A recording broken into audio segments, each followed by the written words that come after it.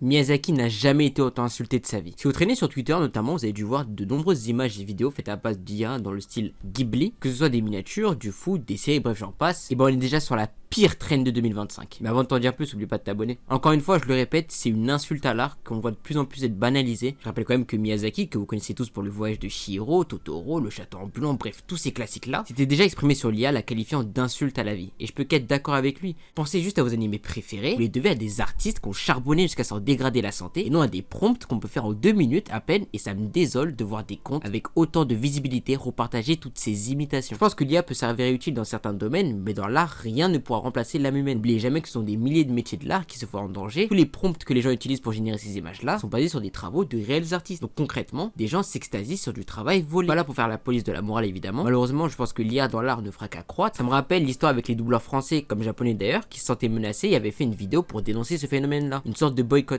私の声が勝手に売られていたんです。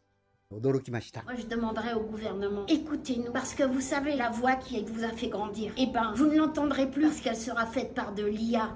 Je sais que c'est tentant et moi-même je l'ai déjà fait, mais évitez de participer à ces trends. On peut se dire que ce sont de simples images, certes, mais plus l'on partage et plus l'on accepte d'un jour à ce qu'un animateur ou même un métier dans le monde du cinéma, du jeu vidéo, etc. soit un jour remplacé par une IA. Dis-moi en commentaire ce que tu penses de l'IA, et pour ou contre, moi j'espère que t'es contre bien évidemment. N'oublie pas de liker et de t'abonner, et à la prochaine.